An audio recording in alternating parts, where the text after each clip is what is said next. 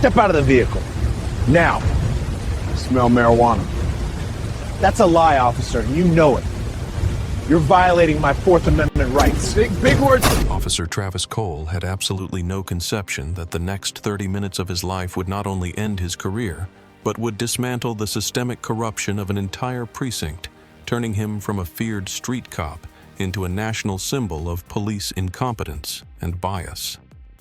On a freezing, sleet-filled Tuesday night in the upscale suburbs of Westchester County, New York, he pulled over a black Tesla Model S for what he claimed was aggressive lane changing. The man behind the wheel was Damian Sterling, a 55-year-old black man wearing a bespoke suit who had just left a high-stakes meeting regarding federal sentencing reform. Travis walked up to the driver's side window with his hand resting on his service weapon, adrenaline pumping, convinced he had caught a drug dealer or a thief in a neighborhood where he didn't belong. What Travis did not know was that Damian Sterling was not a criminal. He was the chief federal prosecutor for one of the most powerful legal districts in the country, a man who commanded the FBI, the DEA, and the ATF. And Travis was about to become the defendant in a case he couldn't win. Before we delve deeper into this harrowing and complex account, I have to ask, where are you tuning in from?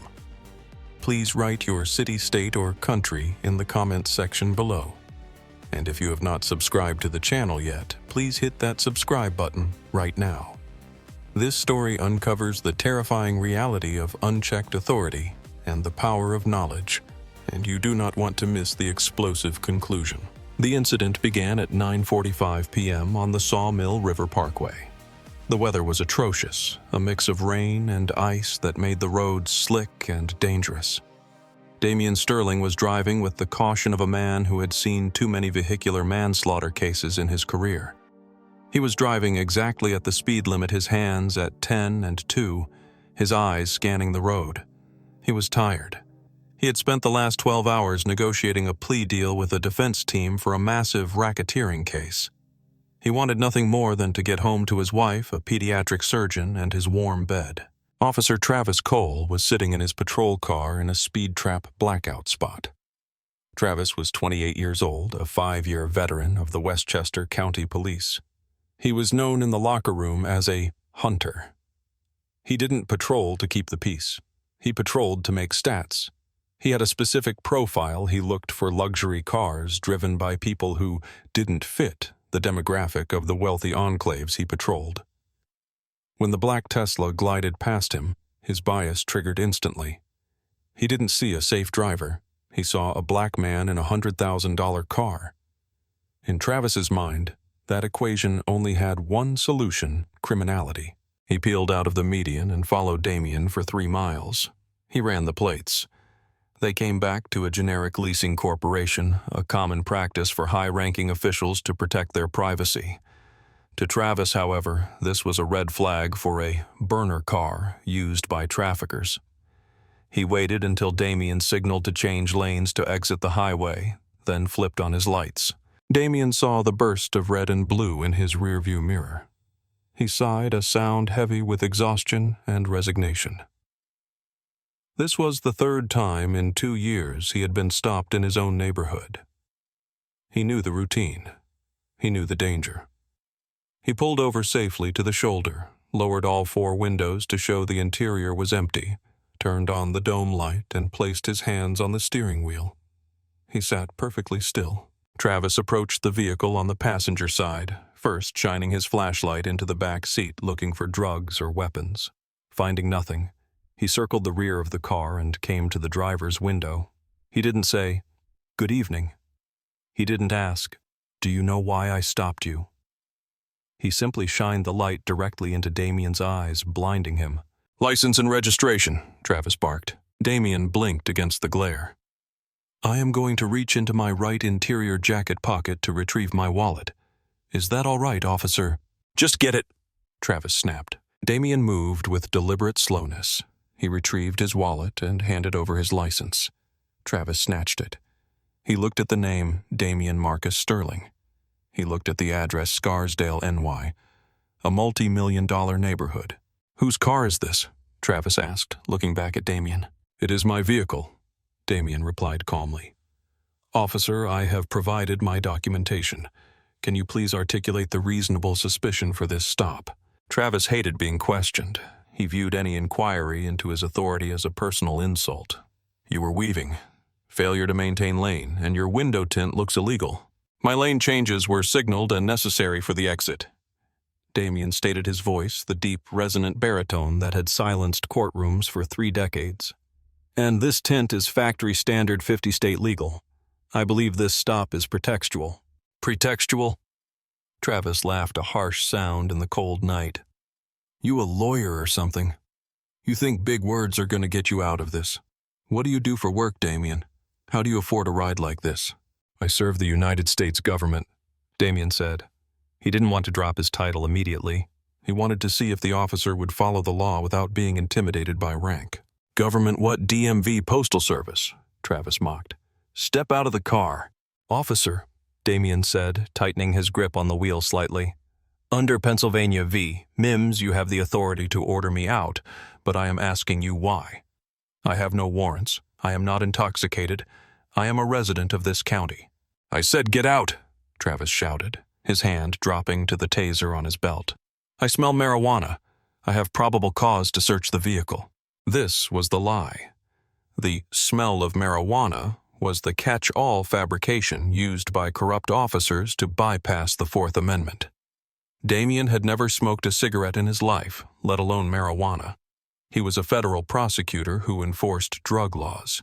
That is a fabrication, Damien said coldly, and you know it. Travis yanked the door open. He grabbed Damien by the lapel of his expensive suit and pulled him out. The sleet hit Damien's face. He stumbled but caught his balance. Turn around, hands on the roof, Travis commanded. Damien complied. He stood in the freezing rain, legs spread, while Travis conducted a rough, aggressive pat-down. Travis shoved his hands into Damien's pockets, feeling for anything he could claim was contraband. He found a slim leather case in the inner pocket. What's this stash box? Travis asked. He pulled it out. It was a bifold leather wallet with a heavy gold badge embedded in it. Below the badge was a holographic ID card. The text was clear: United States Department of Justice, United States Attorney, Southern District of New York. Travis looked at it. His brain, poisoned by bias, short-circuited. He saw a black man. He saw a badge. Therefore, the badge had to be fake. Where did you get these? Travis sneered. Canal Street. You think you can print this off the internet and fool me? Damien turned his head. Officer, those are federal credentials. I am the U.S. Attorney. If you look closely, you will see the holographic seal. I advise you to call your watch commander immediately. You're advising me? Travis shoved Damien against the car. You're under arrest for impersonating a federal officer, possession of forged instruments, and resisting arrest. You are making a catastrophic error, Damien said, his voice dropping to a terrifyingly calm register. You are arresting the chief federal law enforcement officer of this district. This will not end the way you think it will. Watch me, Travis said. He spun Damien around and slapped the handcuffs on. He ratcheted them tight, pinching the skin. He dragged Damien to the patrol car and shoved him into the back seat. Travis sat in the front seat, feeling a rush of triumph. He picked up his radio. Dispatch, I have one male in custody, transporting to the precinct. Charges are heavy, impersonating a Fed. This guy's a piece of work. Copy that, dispatch replied. The ride to the station was 10 minutes long. Damien sat in the back, silent. He was not angry. He was past anger. He was in professional mode. He was memorizing the sequence of events. He was drafting the indictment in his head. Deprivation of rights under color of law, 18 U.S.C. 242. He was calculating the civil liability for the department. When they arrived at the precinct, Travis hauled Damien out of the car.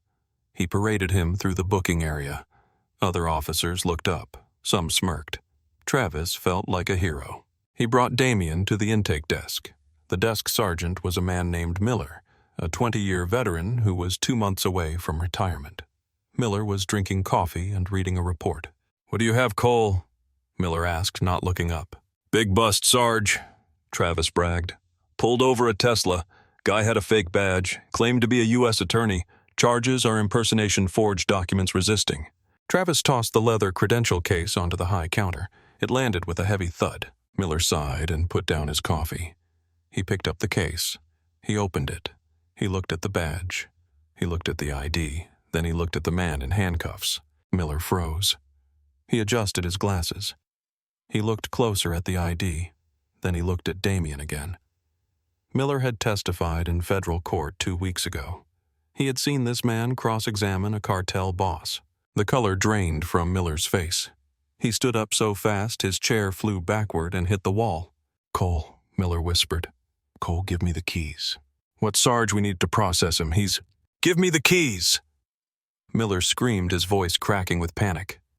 The entire station went silent. Travis, confused, handed over the handcuff keys. Miller ran around the desk. He didn't walk, he ran. He fumbled with the lock on Damien's wrists. "Mr. Sterling," Miller said, his hands shaking. "Sir, I cannot apologize enough. There has been a mistake, a terrible mistake." The cuffs clicked open. Damien rubbed his wrists. He adjusted his suit jacket. He looked at Travis Cole, who was standing there with a confused, stupid expression on his face. "It is not a mistake, Sergeant," Damien said, his voice echoing in the silent room. "It is a pattern. Officer Cole profiled me. He fabricated probable cause about the smell of marijuana. He assaulted me. He ignored valid federal credentials because he could not conceive that a black man could hold my office. And he kidnapped me." "Kidnapped?" Travis sputtered.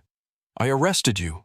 "An arrest without probable cause is a kidnapping under the law, officer," Damien said, turning his gaze on Travis. "And since you transported me across town lines, you might have just triggered federal jurisdiction." Damien turned to Miller. "I want my phone, now." Miller handed it to him. Damien dialed a number. He put it on speaker. "This is the FBI Assistant Director in charge," a voice answered on the first ring. "Director, this is Damien Sterling. I am currently at the Westchester County Police Precinct 4.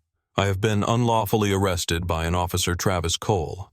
I need you to send a civil rights integrity team to my location immediately, and get the United States Marshal Service here to secure the evidence, specifically the dashcam and body cam footage." "We are rolling," the voice said. "ETA 10 minutes. Travis Cole took a step back. He finally realized what was happening. The air left the room. "Sarge," Travis said weakly. Is he real?" "You moron," Miller hissed. "That is the United States Attorney. He is the boss of the FBI. You just arrested the man who puts corrupt cops in prison for a living." The next hour was a blur of activity that the precinct had never seen. Black SUVs swarmed the parking lot. Agents in windbreakers marked FBI and U.S. Marshal entered the building. They didn't smile. They took control of the evidence room. They seized the servers containing the dashcam video. Travis Cole was stripped of his badge and gun in the middle of the squad room. He was read his Miranda rights by an FBI agent. He wasn't being fired. He was being investigated criminally. Damien Sterling refused to leave until he had given a formal sworn statement. He sat in the chief's office. The chief had arrived in his pajamas, looking terrified, and laid out every detail of the stop. The fallout was immediate and catastrophic for the department. The story hit the New York Times the next morning.